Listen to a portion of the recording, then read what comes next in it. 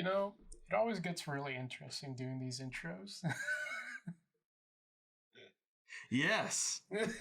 because I'm like, I like you and me have to practice like not talking a lot before because I feel like we talk about a lot of cool stuff like when we're not on camera. Have you ever noticed that? Sure. Or is that just me? I mean, sure, whatever. I think that might just be my problem, though. I can't shut up. Dude. Whatever, dude. But yeah, so welcome to Poppy and Juice, episode 9. Hey, I didn't have to tell you this time. I think it's 9. Yep, it's 9. It's 9? Okay. I think the reason why I know is because I make the thumbnails. Ah, that is true. And so... I just upload them. Yeah. Yeah. And, well, I do a little bit of the editing. Of course. Just to make sure it looks a little pretty. And it sounds bleep good. out all my stuff. Even though last time we both swore a lot in that last one. Yeah. I was bleeping that one. I did hear the bleeps. I didn't think the words I said were too extreme, but I do agree with your bleeping. Yeah, I was just like, I better not. We better not. Yeah. Like some of those words are questionable. Good call, And if bro. it's questionable, I just am like, whatever, I'll just take it out. Good call, dude. Yeah. That's been my new rule. My new rule. Yeah. So, as you can tell, we've moved again for the 3rd time. Was it the 3rd time? I think this is our 3rd different little area. Probably. We've picked. Oh, yeah, duh, yeah. Yeah. I gotta admit, like, I do love those comic book posters that I think your dad has up. Yeah, they were mine, but I didn't want them anymore, basically. We nice. got a Batman and a Superman and a Captain America, like, wooden framed comic book, I guess cover posters. Yeah. Up on the wall. Back when Superman was 15 cents a comic, not like $7 now, I think, is what they're at. Probably. Might be $6. I haven't bought a comic book, I don't think, ever. I know people usually give them to me. I've had some given to me as well. Yeah. Like I have actually have a My Hero Academia comic.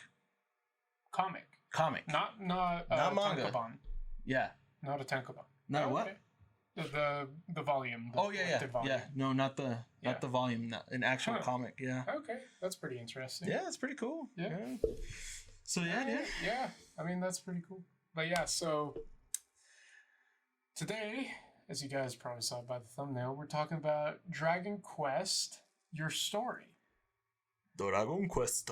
But I feel like we haven't really talked about, like, obviously we do post a lot of stuff about Dragon Quest Dai and whatnot. Mm-hmm. But I don't feel like we have done a lot of, like, where does, like, for, like, anybody who's new to maybe this series, because it is a bit of an older series, I would say, like, I guess franchise is the better word to put it. Yes. So could you go into depths a little bit about where it came from, or like, and what Dragon Quest Dai is about, and even what the movie's about a little bit? Sure. If you could. I could absolutely do that. It just might be a pretty long, guess, which is fine with me. I just what's it called, the Spark Notes version of it. Spark Notes version. Well, basically, Dragon Quest is older than a lot of your favorite video games out there, and it started out as a video game franchise, and then eventually little offshoots of different kind of things started happening, especially with like the manga, with Dragon Quest Dai in this case, and then Dragon Quest Your Story. This movie barely came out a couple years ago, but it's based off of Dragon Quest V, basically the franchise is extremely, extremely super crazy popular in Japan. It's like the Mario of Japan, like legit. Mario's still popular over there, but Dragon Quest is like, basically Dragon Quest was so popular that parents back in the day, no matter what game you were playing, they'd be like, "Oh, stop playing your Dragon Quest." Oh. And so it kind of like in our case, Like, it was everyone like, was like, stop playing Nintendo. You know, your parents would be like, stop Nintendo, playing Nintendo so much. even though you're on your PlayStation. Yeah, or exactly. whatever. And so over there, it was stop playing your Dragon Quest. Oh. That's how popular Dragon Quest was. That is really popular. It was insanely popular. Like the first game that came out, like already was incredibly popular. The second game became even more popular, and the third game when it came out literally caused like I mean, it's kind of like a myth or a legend or whatever, but basically Dragon Quest had to get started anytime a game came out, they had to start selling it on Saturdays because kids would skip school, businessmen would not go to work, like just to get into line to get the new Dragon Quest game. So it's kind of like when GTA 5 came out over here. Oh, sure. Everybody was just skipping work and school.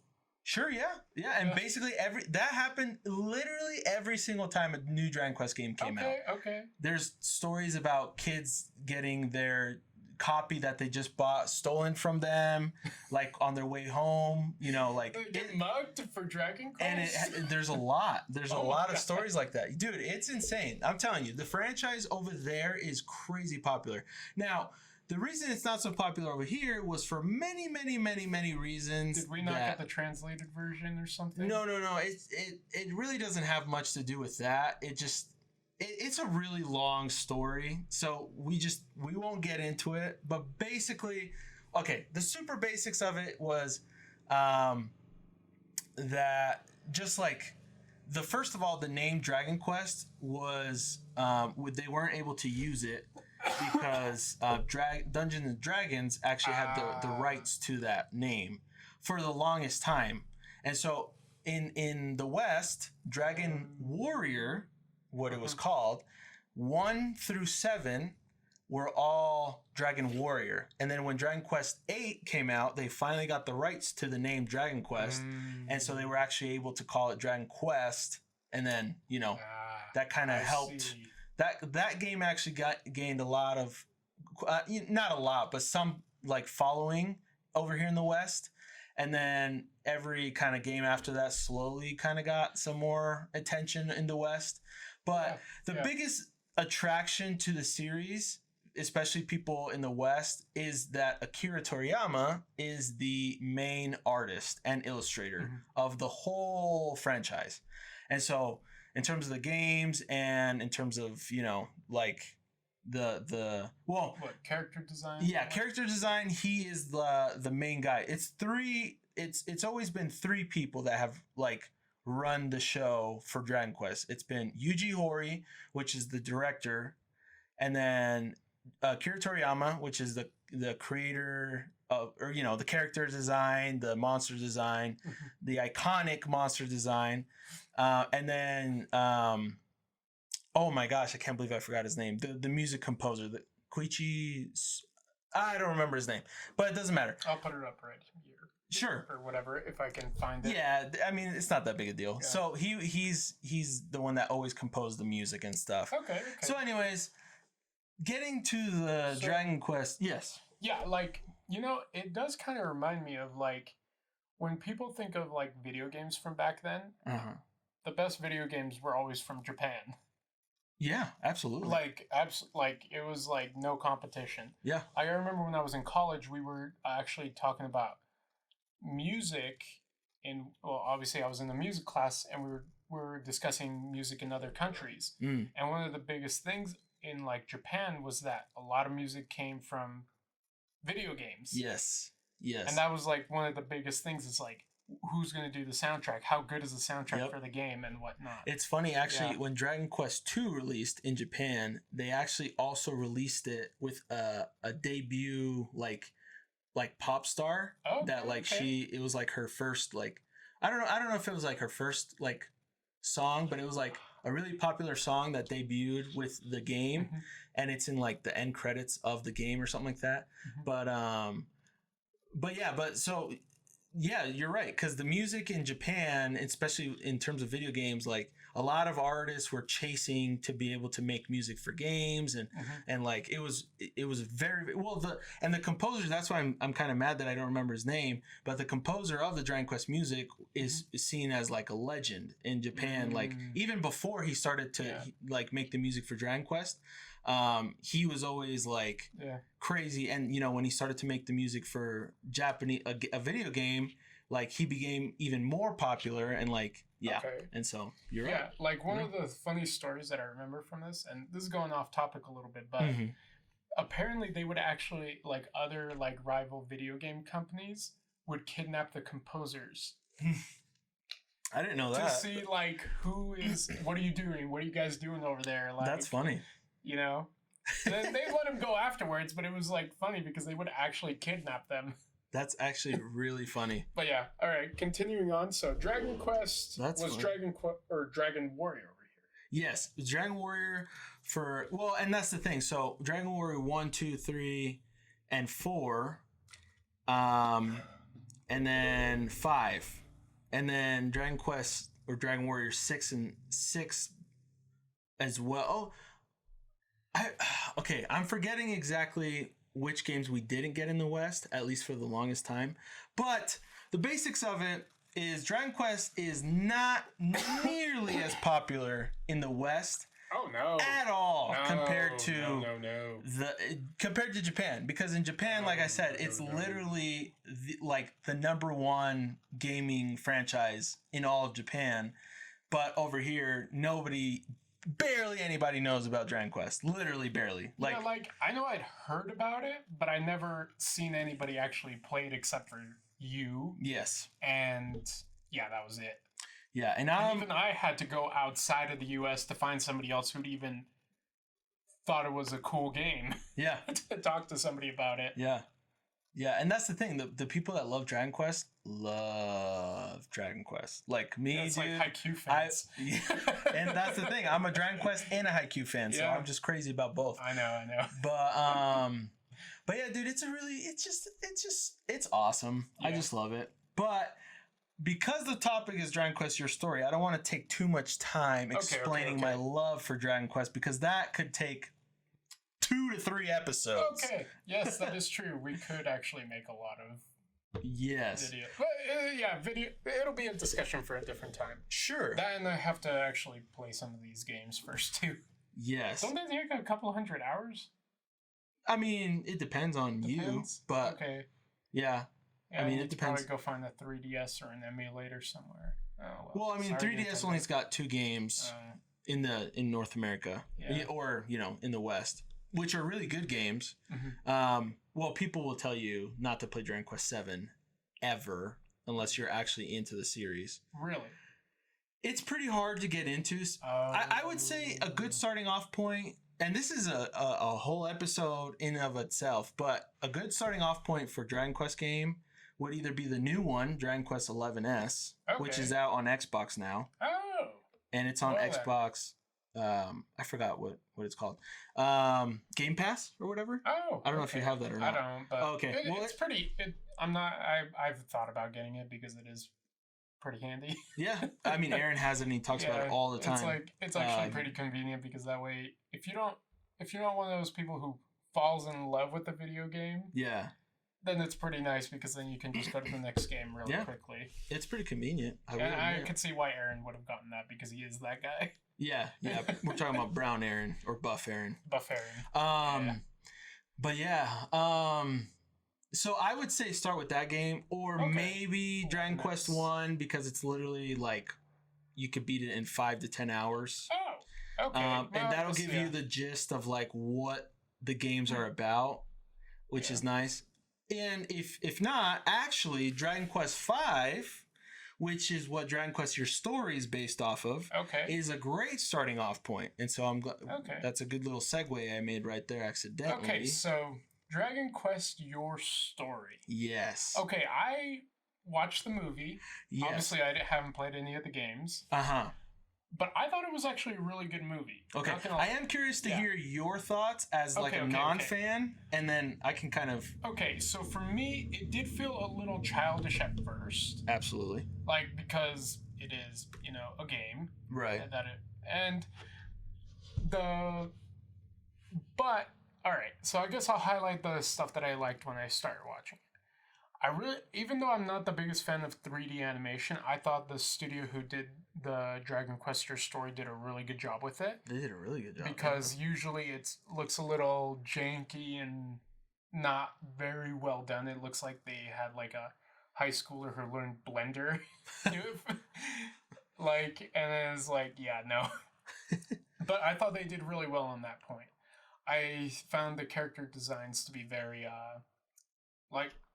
and you explained this to me later, it was really good because they were done by Akira Toriyama, so it had that sort of sense of familiarity from like early Dragon Ball. Yes. Or like Dr. Slump or stuff like that. Yeah. And just to clarify, I mean, and the people that are fans know this, but the actual movie characters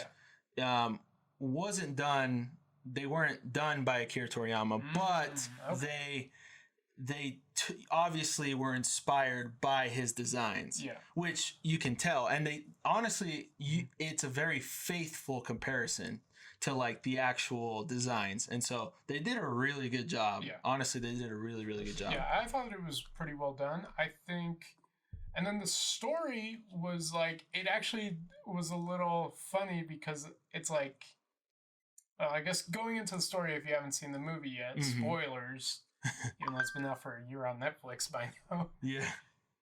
Is that the story is following this guy who I guess he's the adventurer, I guess the main adventurer in this world. Kind of. Or no. Who are you talking about? Like, Papas? Or the main character, what's his name? What's his name in English? I forgot. Pancras. You're talking about Pancras, right? The warrior guy? Yeah, the warrior. With his son? Yeah. Yeah, so Pancras in English and Papas in Spanish. Yeah. In Japanese, I forgot. I think it might be Papas too.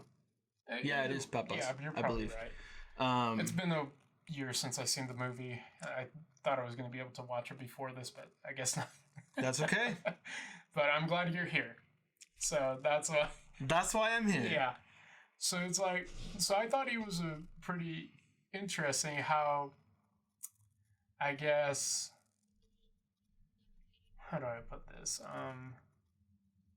How he's just going around, just like, it felt like you were a little bit in a JRPG. It's like, he's just going around trying to beat the villains and marrying the love of his life. His what's it called? What's the blonde girl's name? Oh, now you're talking about the blonde girl's name is Bianca. Yeah. And you're talking about the son, which is the main character. Yeah. Oh my gosh, Ruka. Something like that. Yeah. Basically, the hero of Dragon Quest V. Yeah. And the main character of the story. So were you talking about the main character the whole time, or? I think I was talking about the main character the whole time. Okay, sorry, I got confused. That Dragon Quest starts off with the son and his dad. Yes. And they're kind of just chilling in their little like village, not a village type of deal. Yeah. Where it's like they're the only people there. Right. Yeah, because the reason why I got confused is because really Dragon Quest V has three. Correct. 3 main characters technically. Well, 3 different like segments or arcs. Yeah. It does. Yeah, but it doesn't really touch on the first arc or the last. Well, it touches on the second arc and the third arc the most. Yeah. The first one is kind of like, it's really just you kind of just jump into it. And yeah. It's like, okay. Which a lot of fans have kind of complained about that. Yeah. Well, and not just fans, but normal like viewers that don't know about Dragon Quest kind of complain about that because they just don't know what's going on. And I do understand that because if you don't know what's going on, it's pretty hard to kind of catch on, especially with so quick. Because literally the first arc gets told in like a matter of minutes. You know, and so it kind of sucks because there's a lot of sentimental value, like especially if you know the story in those arcs. But I feel like they did a good job for the amount of time they did have. Yes. And so, I mean, it was a 90-minute movie or something like that. Yeah, something like that. I mean, they did pretty good, I think, at least from an outsider's perspective. Mm-hmm. And All right, so I guess going to the end of the story, and once again, spoilers. Spoilers. But so I think the point of this, I guess the part that I liked the most about the story was like at the end where the guys explain is like, yeah, I know video games are not, real. Oh, we're going to the super end. Super end. Oh, shoot. Yeah, that's where I mean. It's like, and he explains like, yeah, it was supposed to be fun for us. It's supposed to be like, that sort of thing that gives us a I guess because you can't really go on these, hunting dragons down or anything like that in real life. So it's like supposed to give you that adventure that you can't have it in real life, sort of thing. And there was a few other things, but I can't remember all the things that he said in his ending speech to the virus or whatever. But yeah. And it did rekindle some of that old love for some of the old video games that I played as a kid. And I'm like, yeah, I did enjoy those, and those were a fun part of growing up, right, sort of thing. Yeah, and so I mean, if we're talking about that moment, yeah. I mean, I know you already know because I've talked to you about this, but that moment is by far the most controversial moment in the were movie. Yeah. Because the video game lovers were just like, what the hell is this, basically? Just like, what is going on? Because it totally kicks you out of the immersion of the world, right? Yeah. But it also, so basically the movie was being told as if it was like his adventure, but then at the very end it just throws you for a loop because, oh wait, it's a completely different story. You're playing a video game essentially in this whole movie. And so it's not you're not part of the adventure. You're like, I don't know, it just kind of takes out the immersion from what a lot of people say. But in the direction that it decided to go to, it is very interesting because at least from what I am able to tell, is that the people who made the movie literally made it as a sort of swan song or love letter to the series. Yeah, for sure. It's like, it's not supposed to be, it's not going to be the greatest thing. They just literally made a movie about what they love. Yeah. That's what I felt like they did. Yeah, so it wasn't necessarily so much like about Dragon Quest V, which obviously it was, but it was more about like the series and, I guess video games in general and stuff like that. That's why for me personally, I think it's a good movie for gamers. And in terms of like a game that's been adapted to a movie, I think it's probably the best one I've seen personally. Now, I might have some bias again because I am a huge Dragon Quest fan. I mean, but to be honest, I haven't played the series at all. Right. But in terms of other video game movies that I've seen, I mean, yeah. I mean, that's my opinion, but I will say, if we go back to that part real quick, because that is a very, very controversial part. Personally, I do understand the sense of you getting kind of taken out of this immersion. Yeah, it felt weird. It was very alarmingly weird. It was like alarming. It's like, it was what just like, wait, what just going happened? on? It's right? Like, why did the whole thing everything just changed? Like, not just like in the sense of the movie, but like the sense of like the direction of the storytelling, the pacing, like everything just changed. It wasn't just a movie about the video game anymore. It became completely different. And so that's why a lot of people just say the same thing. It like broke their immersion of the movie, which I understand. But what it did do, I think it did really well. It was trying to basically portray a message. And that message, I think, was very, very powerful because my whole life as a gamer, especially getting married before that with my mother and my family, and then now with my wife, it's very hard, especially when Listen, our culture, They don't like it. Latinos, especially mothers, and I know it's not just our culture, it's literally every culture. Video games are a huge waste of time, which I'm not disagreeing completely. I mean, these days you can turn that love into work, into a career, into and in many different ways. You become a video game programmer or a designer or like there's a lot of things you can do with video games these days, and so it's not necessarily the correct conversation to say that it's a huge waste of time anymore. But people that think, the mindset of 20 years ago will always say the same thing, and it's just a huge waste of time, blah blah blah. And listen, I get it. You're sitting there and you're not doing anything, blah blah blah blah blah. I get it. Trust me. We've lived this our whole life. You can say the same thing about anime. But that's the thing. My rebuttal to all of those comments would be, you do the same thing on Facebook. Yeah. You can get and some people might say, oh, but like on Facebook you can get information, you can learn things. That's great. Same with video games. Yeah. It's an outlet of education as well. And so you might not think that, but it is. But anyways, no, my argument, at least for that one, is like, well, I'm not watching The Bachelor for like the 5 millionth time. Oh God, yeah.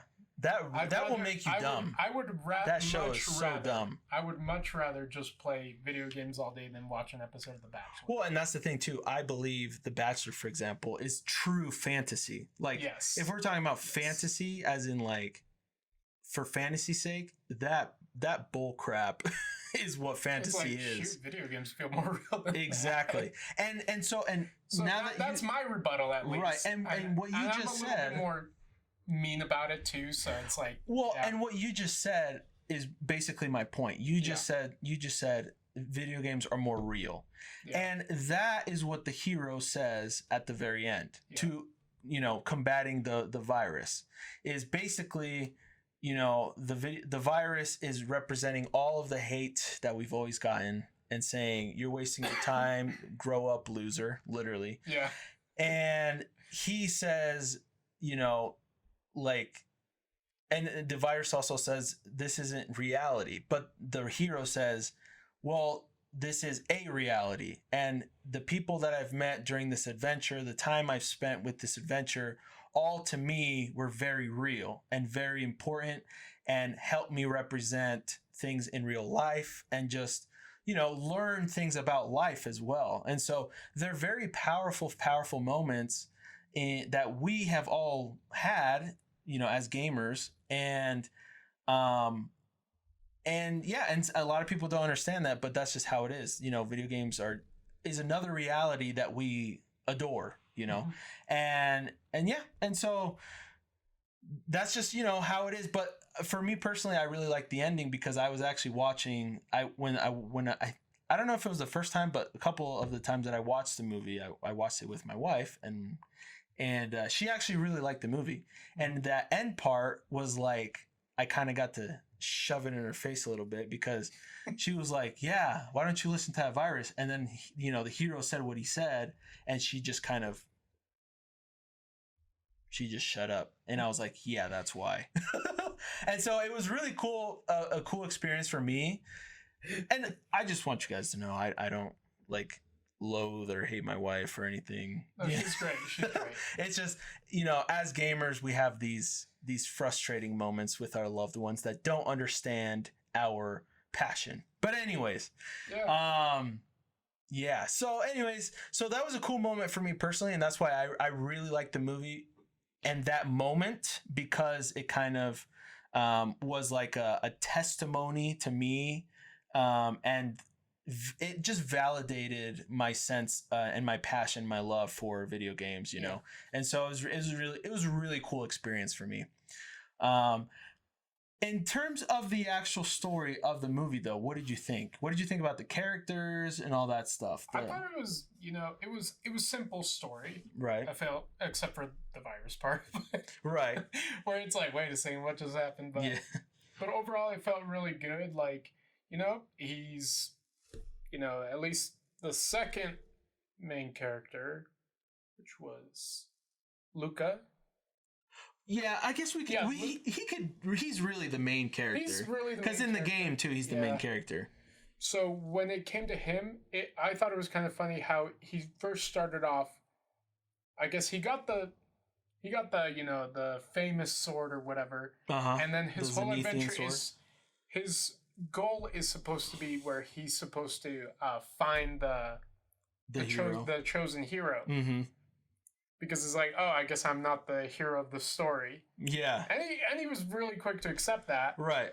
But then he gets distracted by getting married. He has a kid. Yep. And then the next thing he knows is like, oh, my kid is the hero. Yes. I thought that was kind of funny.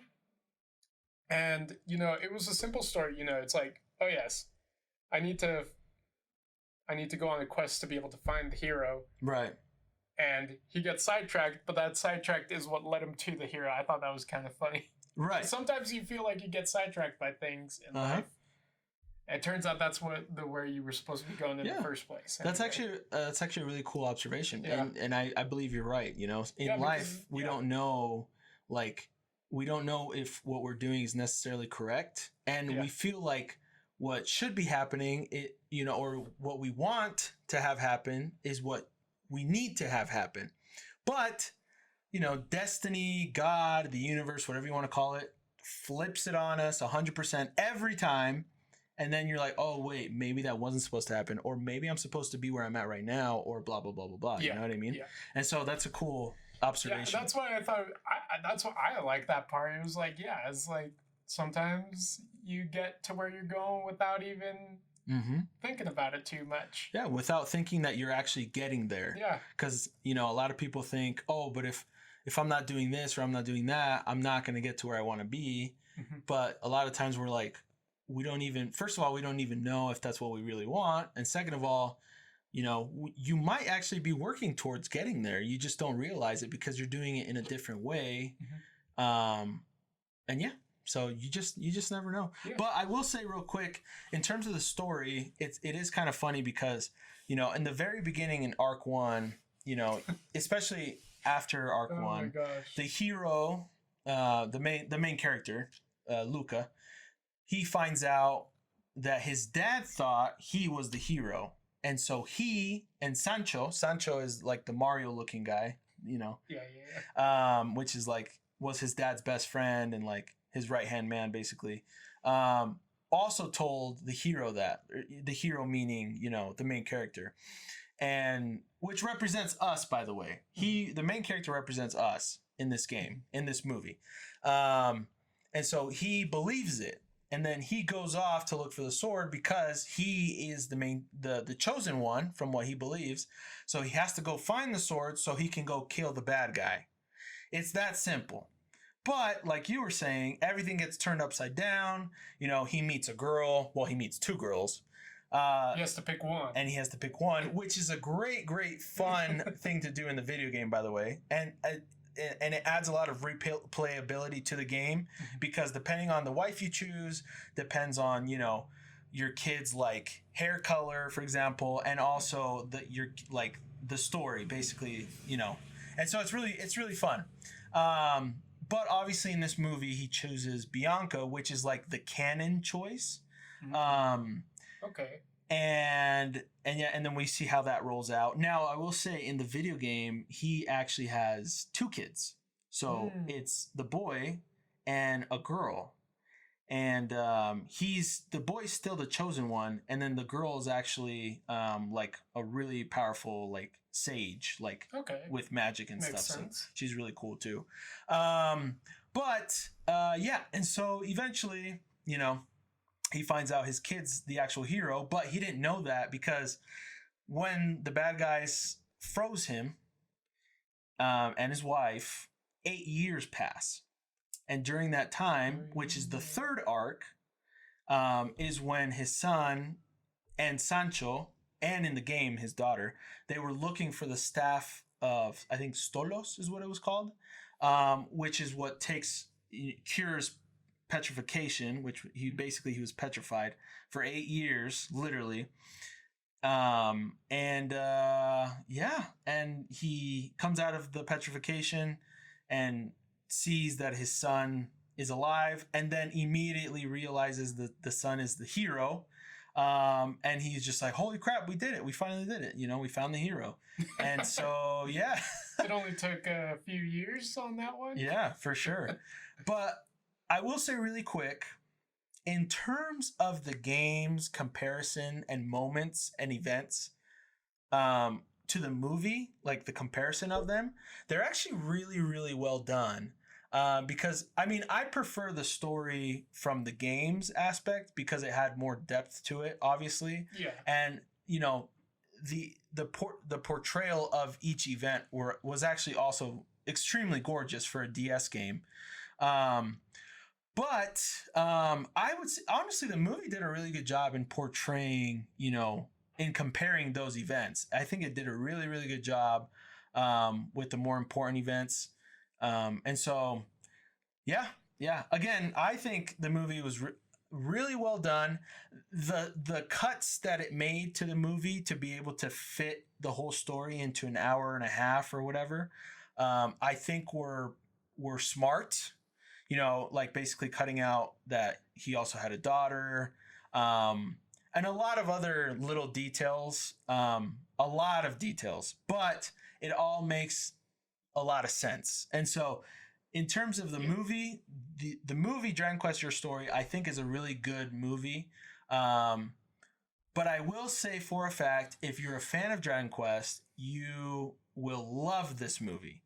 If you are not and you don't know about the series, it's a little harder for you to like, I would say, personally. Mm-hmm. And so that's why I'm also kind of intrigued by you liking it, which is awesome. It was just a well-done movie. Yeah. Like sometimes it's just... And I like video games as well, so it's like, I feel like it was a little bit easier on that aspect too. Yeah, I agree, yeah. That and, I've always heard a lot of good things about Dragon Quest. Right. I've never really heard anybody say anything negative. Mm-hmm. Except for one guy who thought the Dragon Quest die was mid-tier. Oh, really? Yeah. Well, I was like, cool, man, but whatever. I don't even think he saw the whole series or where it came from or what. Whatever. Yeah, at that point, I'm like, whatever. If we're talking about the anime, I would say it's not like the best animated or like the best story or anything. Yeah. But as a Dragon Quest fan, you're like, this is the best. Yeah. So that's what I was thinking. I was like, I feel like I have to play the video games in order to be able to appreciate it more. This anime a lot more. Oh yeah, absolutely. And probably read the manga as well. Yeah. I've never read the manga, but I do love the video games. Yeah. So, but yeah, who's your favorite character in the movie? Honestly, the only person I can remember is the second main character is Luca for sure. Okay, the main character. I just thought it was really interesting how he just kind of like. Yeah, he was trying to do his best to, beat the villain and whatnot and try to find the hero. But I thought it was really interesting. As soon as he realized, I'm not the chosen one or whatever, he was like, okay, I have to go find the hero now. Is it still recording? Okay. Yeah. Okay. As long as that's timer's still going. Oh, yeah. Cool. Yeah. Saw. Yeah. But I thought, I thought, like, sometimes you have to realize... Like, a lot of people say you're the hero of your own story. It's like, well, not always. Yeah.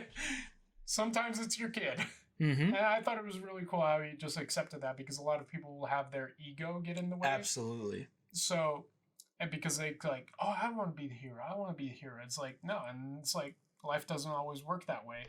And I thought that was something really cool that he was able to accept it and that he didn't let that get in the way. Right.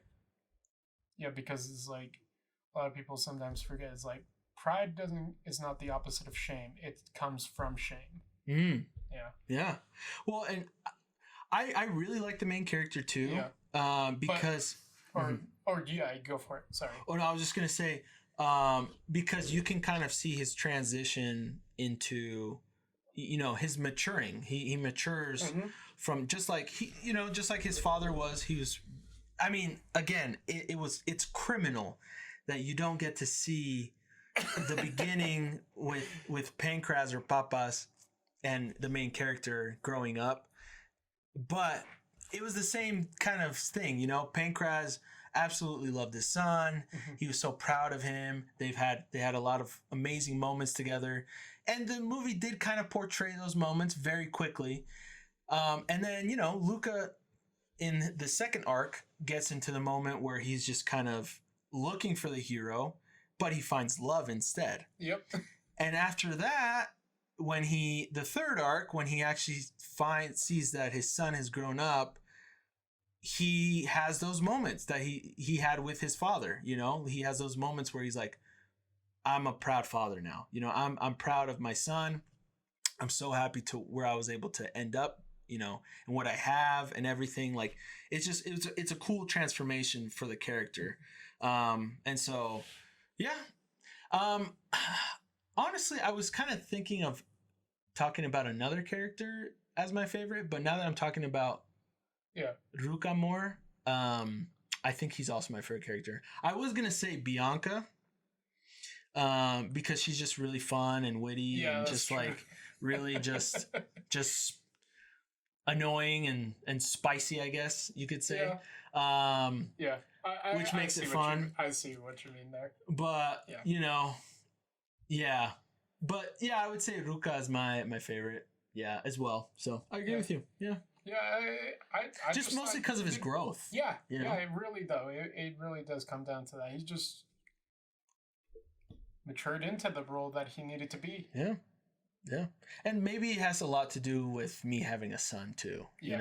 Like having that that realization as well, that my son is now the main character of my life. Like, it's not me anymore. Like, I used to just care about me and just, care about what I'm doing and what I want to do and stuff like that. But I just kind of had a realization. It's like, it's really not about me anymore. It's about my son and my future kids. It's like, I'm just here to support them, really. Like, I can have fun and stuff like that too, obviously. And I can get what I want to do, blah, blah, blah, get what I want to have and stuff. But really, like, my role should be as a father to give everything that my son needs and my kids need and stuff like that, my family needs. And so it's very powerful, feeling for me, especially. But so cool. Yeah, it was good. It was real good. Yeah, man. Yeah, Fun stuff. Now let me ask you a question. Okay. I know you're hosting today's episode, but... No, it's okay. To be fair, you probably should have... I should have probably let you host this one. That's okay. Which wife would you choose? Bianca or Nera? Or Flora in Spanish? I don't know. I feel like I'm not... I don't think I know enough about the series to be able to make that decision. In terms of looks, just go with looks. I like both. Why can't I pick both? Well, you can't be Mormon in this world. I'm just kidding. I don't know. Let's just say Bianca, what Luca chose. Okay, Bianca. Okay. Because at the same time, what's it called? The other girl did push him that way. Right. Anyways. Well, and now that you said, it's kind of interesting because the game actually kind of also pushes you in that route too. Yeah. But like, it's not supposed to be the route you're supposed to take. Yeah. So at least that's what it felt like. It's like you're pushed towards Bianca. Right. A little bit. Yeah. Yeah. And I think the biggest reason why... And she had a little bit more personality as well. Yeah, absolutely. Yeah. Well, and it's funny too, because... And again, this is not shown barely at all in the actual movie, but you as a kid, you actually went adventuring quite a bit with Bianca. Oh. Like, you were actually really good friends as like kids. Okay. And so you did have that, and that's why they know each other when they meet again. Basically, they reference that moment and show it in like a video game format in the very, very beginning. But again, in terms of storytelling, it's a very poor way to portray that. Yeah. But that's okay. And then with Flora or Nera, he did know her as well as a kid, but it was a very quick moment sort of thing. And well, and the funny thing is in the game, well, especially the DS version, Neda actually has a sister named Deborah, and she is a B word. Really? Yes, in the game. Okay, because I was like, I don't remember this from the movie. Yeah, she's not in the movie at all, this character. But it's so funny because in the game you actually have 3 options to choose for as a wife. And there's a group of people on the internet that they just like to get yelled at and screamed at and told that they're useless, and this is the choice for you. And it's pretty funny. But Nera's the very sweet, angel, sort of, perfect person, nice. Bianca's kind of the flirty, rambunctious, adventurous soul. And then in the game, Deborah is like just a complete jerk. Like, nice. And so, anyways, but out of the 2, it's hard for me too. I think if we're talking real life here, I think I would go with Bianca, mostly because of like who she is as a person. But every time I've played Dragon Quest V, I always choose Nera because I think for me that she's cuter. The ideal woman in my brain has always been the sweet angel, princess girl. But I never end up with that one. No, you don't.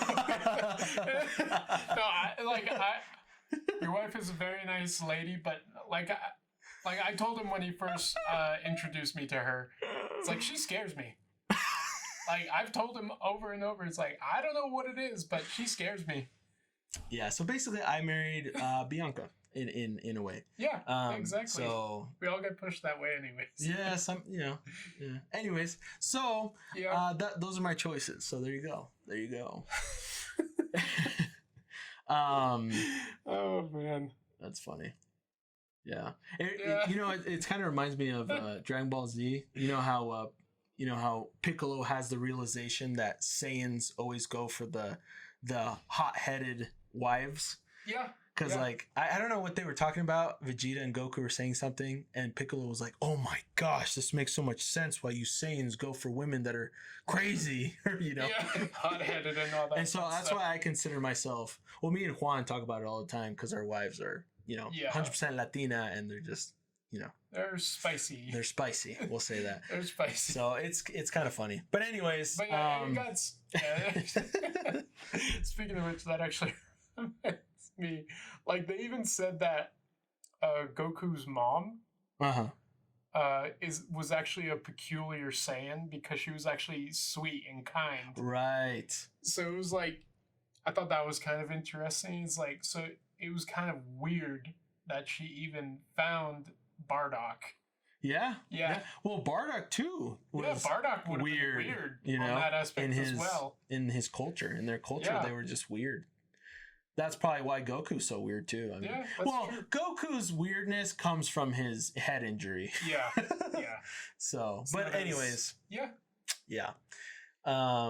What was your favorite monster from the movie? Design, in terms of the monster design? Because Akira Toriyama's, especially Dragon Quest, I think the most popular reason why Dragon Quest is so iconic is the monster designs.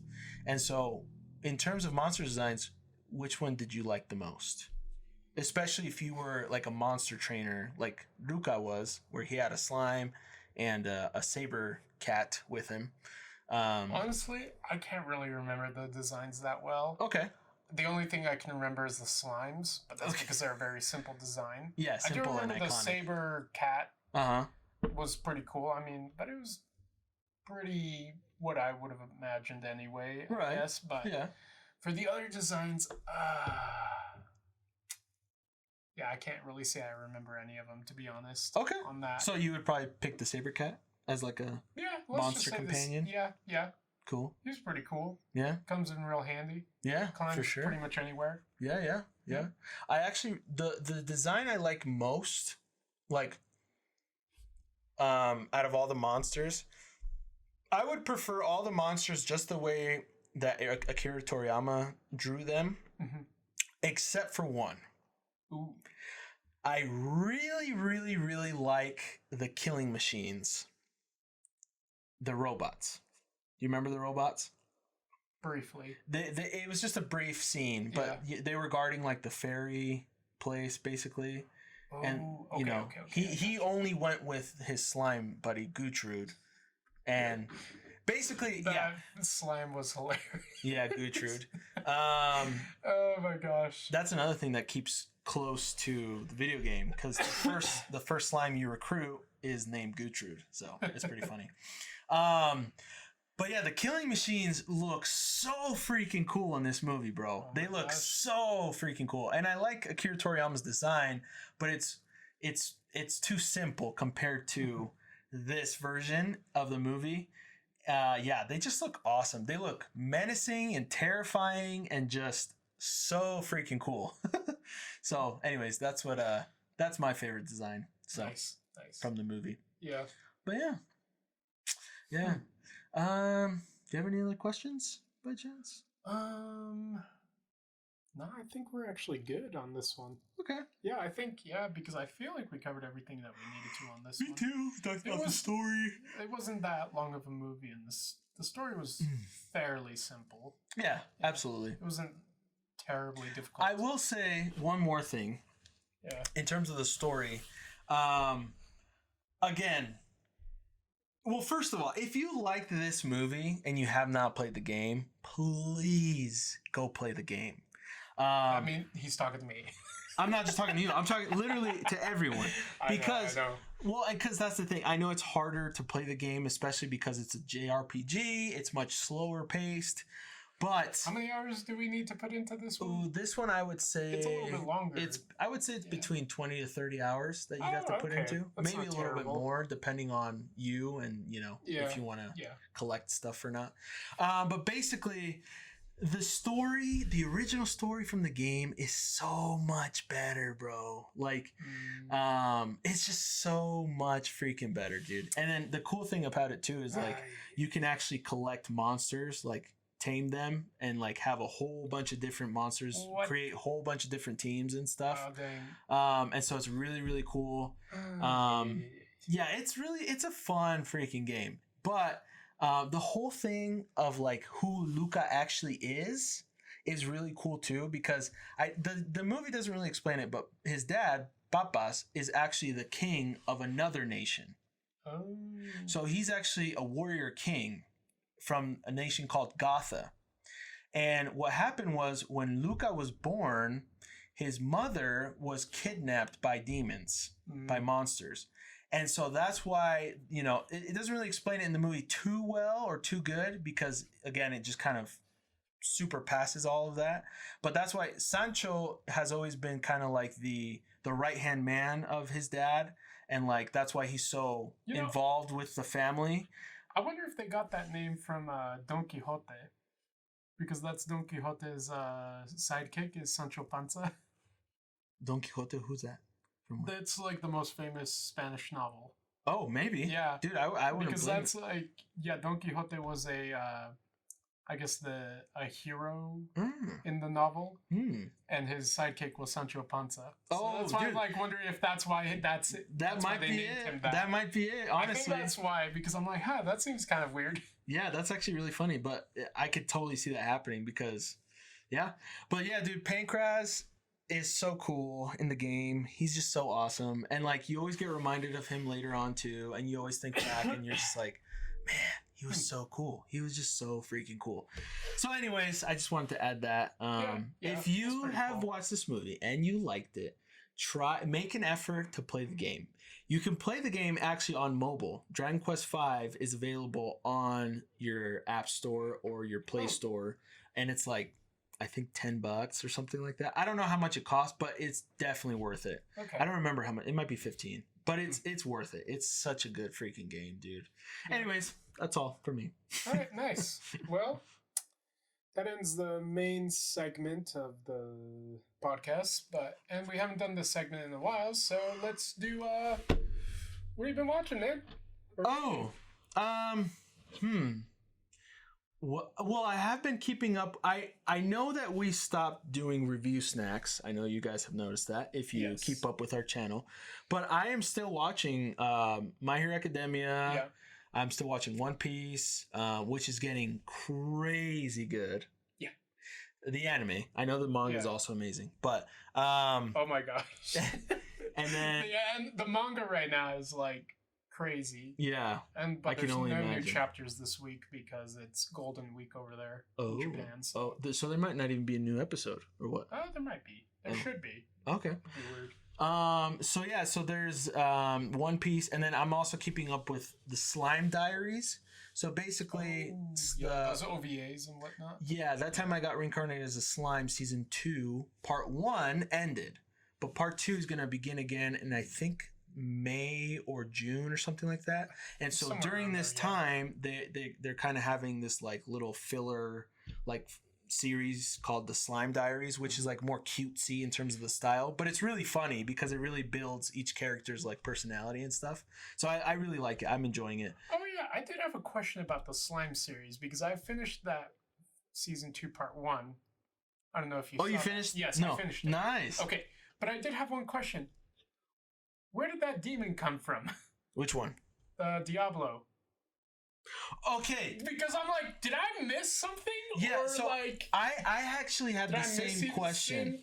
Yeah, I had what? And the thing is, I think it's because it's been a while since I've watched season 1, but we have to go back and watch season 1. Oh, because he's in like, season 1. Okay. And I don't remember exactly. Was he at the very end, like when they had that one episode for the girl? No, I don't. The thing, I don't remember. I don't remember. I know he like, appears with the girl, yes. But I don't remember what his significance was with Rimuru. I do not remember what happened. And so, like, honestly, when he appeared as well, I was like, oh, I forgot about this guy completely. Like, did I miss something from season 1? That is what I was thinking, because I was like, wait. Yeah, I hope they kind of explain it more. Why was he able to summon a demon all of a sudden? 3 demons. Yeah, 3 and demons. 2 of them sacrificed themselves. Like, they were just willingly. Like, willingly. I'm like, what? I thought demons were self-serving, like... Dude, that's honestly, I hope like, they expound on it on season 2, part 2. Like very interesting and kind of like an overpowered servant. Dude, especially now that Rimuru named him. Oh, you can only imagine he gave him like 10,000 souls or something like that. Well, that was for Rimuru. Yeah, but he can convert into. Oh, that's true. So he can convert into a demon lord. Yeah, but he used the bodies as a sacrifice to be able to summon them. Yeah, the other 2 demons. Yeah, dude. I don't know who he is exactly, but he is super cool, and I'm excited to see. Super confused. More about him. I was just like, what? Yeah, that's a good question. What even is? That's a good question. That might be a good podcast episode, by the way. Just talking about the show. We'll talk about it. Yeah. Okay. So next. Oh, bro, we watched the Demon Slayer movie. We did. We need to make a review about this, by the way. Or something. Yeah, we do have to make a review about it. Yeah, but that was a great freaking movie, bro. Yeah, I actually went to watch it again with my sisters because they wanted to watch it. Nice. So I was like, okay. Did you cry all over again? No. Okay. This time, no. Yeah, I mean, I already knew what was gonna happen, right? Because I had already read the manga, so I know you spoiled it for me. You still cried, you little baby. I know I did, but whatever. You knew it was happening. Yeah, because of you. Anyways. You didn't know it was going to happen in this movie? I mean, yeah, I wasn't 100% sure, but I could kind of see it coming. I mean, anyone could, anyways. Yeah. While watching the movie, so. Yeah, okay. But either way, that's why you got to read, man. No. Gotta read. Nope, I refuse. Gotta read. I refuse. One day we'll talk about the manga versus anime. Yeah, we'll have to do that. But yeah. What have you been watching, bro? Let's see. Obviously, I finished Slime. Nice. Isekai. Good. And then we had... oh, man. Let's see. Obviously, we watched the Demon Slayer movie. I did... started watching this one series called Bungo Stray Dogs. Oh, wait. You've told me about that before, haven't you? No, I don't think I've talked Maybe about this Aaron one. has, It or might have been Juan. It's so far okay. Okay. It's just kind I of heard slow about it. Mm-hmm. at first right now. Mm-hmm. And let's see, I've been reading Vagabond, which has been pretty great. That. Okay. Oh, it doesn't have an anime. Oh, okay. Yeah, there's I've no heard anime. about it at Yeah. least. It's one of those ones like I've talked to you about it before. Probably. It's like Okay. it's kind of like in the same like spheres like Berserk and Okay. Vinland Saga and those other ones. Okay. Kind of more mature, Mm-hmm. more grounded, except for Berserk. But yeah. Yeah, but it's like more mature. Let's just put it that way. Yeah. Yeah, where it's like, yes, I will now decapitate this army. Oh my gosh. Kind of situation where it's like, yes, very nice. Oh, cool. So yeah, it's been pretty interesting read. Uh-huh. But yeah, like one of the sites where I do read a lot of manga went down though. So now I have to find another one. That sucks. But I've been too lazy to do it. It's been okay. It's been good. It's been good. Yeah. Let me think. I would say I read and watch One Piece at the same time. Do you remember when the part 2 of or season 2 of that time that the Devil's a Part-Timer comes out? The season 2? Yeah. They haven't announced it yet. They do say it for sure is going to be this year. Okay, cool. I'm excited for that. Bro, Bro, actually, also something I've been watching that I totally forgot.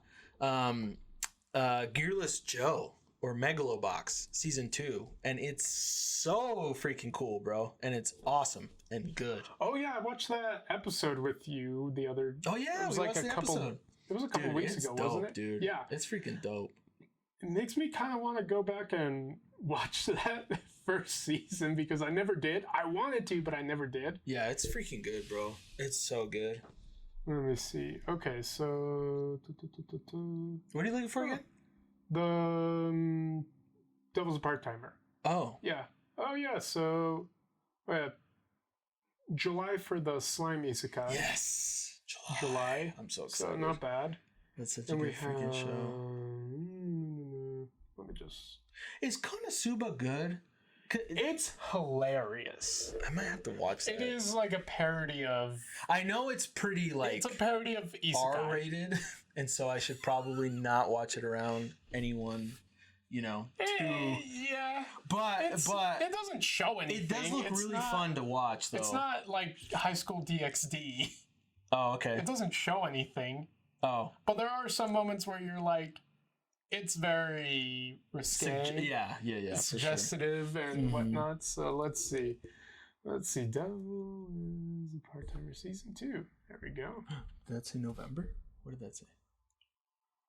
June 10. Oh no, that's when it was originally published. Oh, the novel. Yeah, 2011. Let's see. Well, I don't know if this is going to be accurate at all, but let's see what the people are guessing. Dude, this show is so good. I can't wait for this to come out. Yeah. I'm trying to think of anything else I've been watching, but... That's not right. Because I saw that it was going to be supposedly for this year. Oh, is it not saying it's coming out this year? Yeah, that's why I'm like, that's kind of weird. Oh, well, whatever. But yeah, so that one's one that we have been excited for. Yes. Because I'm not going to lie, I was surprised that it didn't have a season 2. Yeah, I mean... For years. It's like, it's what? so weird, dude. It's just so good. It was kind of like when my sister, who's a big Fruits Basket fan, I don't know if you've ever heard of Fruits Basket. I have. Okay. So it had season 1, okay? And then nothing happened. For like years, okay? I think the original series came out, 2001, 2003 or something like that? That's a long time. And then they decided to reboot it. Like 2018, I want to say. I think you told me about this, yeah. I was like, oh, they actually decided to do the whole thing this time. I'm like almost like 15 years later. Or something like that. Yeah, that's a long time. I can't believe they actually did it, for one.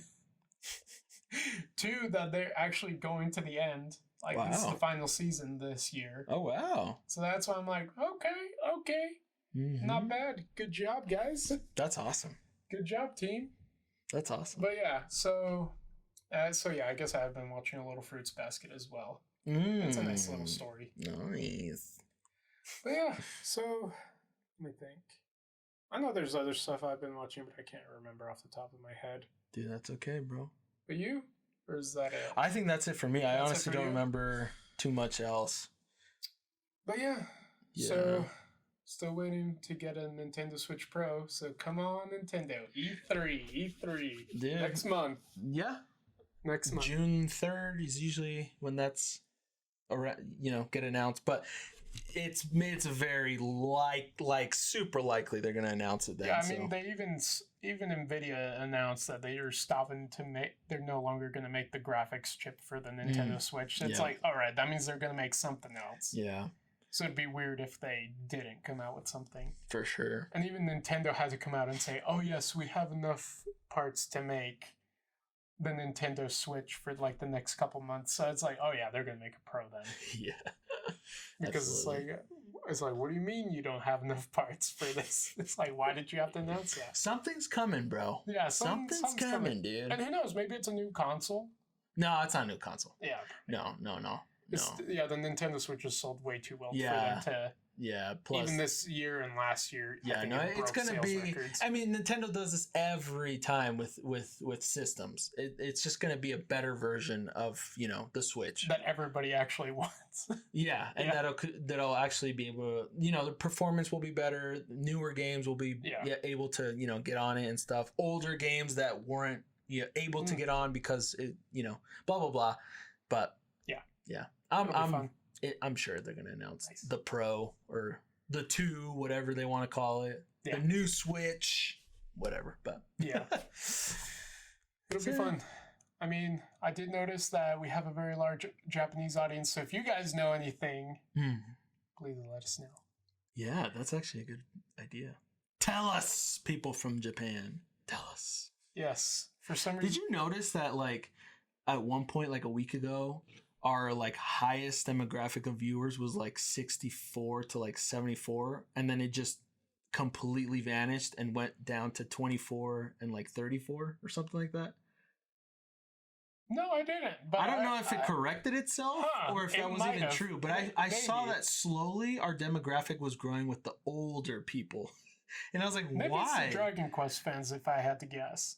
That's what I thought too, but then all of a sudden it completely erased the 64 to like 74 people, and it went down to 24 and 34 or something like that.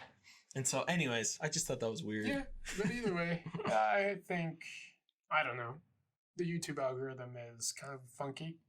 Absolutely. And for some reason we have a very large Japanese audience now. Yeah. That is actually our largest that is our largest demographic. Dragon Quest. If you actually made it this far in the video. Dragon Quest. Yeah. I do think it's the Dragon Quest. I think so too. Yeah. Yeah. I think what's the second? France? Oh yeah, France. Surprisingly, France. What's up? Bonjour, mi ami. Oh yeah.